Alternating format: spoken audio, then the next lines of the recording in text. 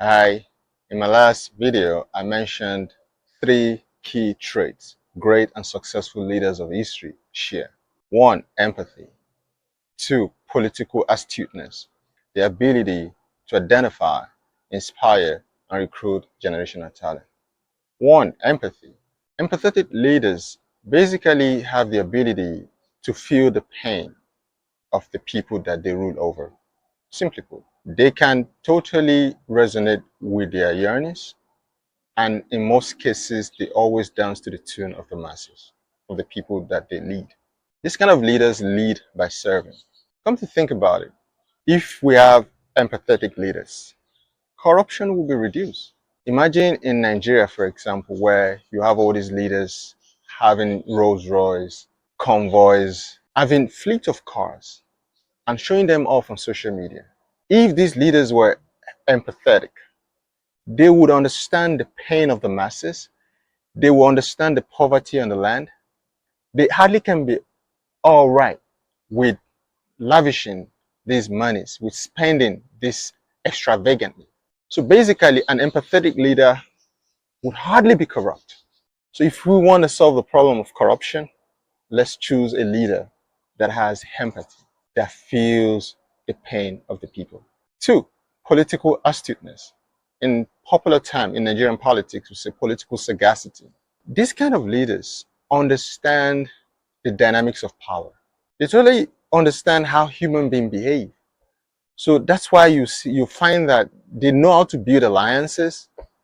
They have keen mental discernment. They could read people, and they know how to anticipate long-term future consequences of the action that they take. For example, you make a policy today and it's going to bite the people in the future. They can already see how the policy is going to affect the people, not just now, but tomorrow. So these kind of leaders hardly make mistakes that the people would dislike. Secondly, these leaders understand that the game of power is brutal. So they know how to build alliances. They know how to build people around them that will protect them to survive. And this is very important because think about it.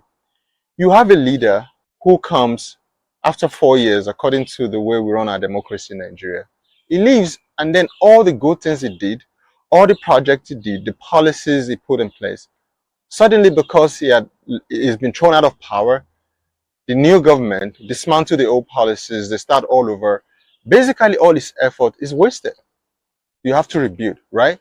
So a great leader understands that if I am a leader today and I build all this beautiful infrastructure, I made all this good policy that is going to affect the people's life positively, he understands that he needs to continue. And for those good policies to continue to impact the people's life, he needs to know a way, he needs to have a way to be able to maintain continuity.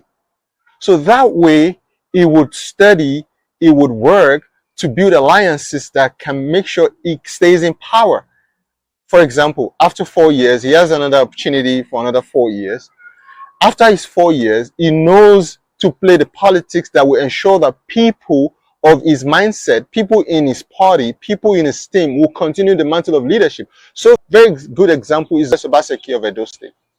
Another one is Simfubara of Rivers State.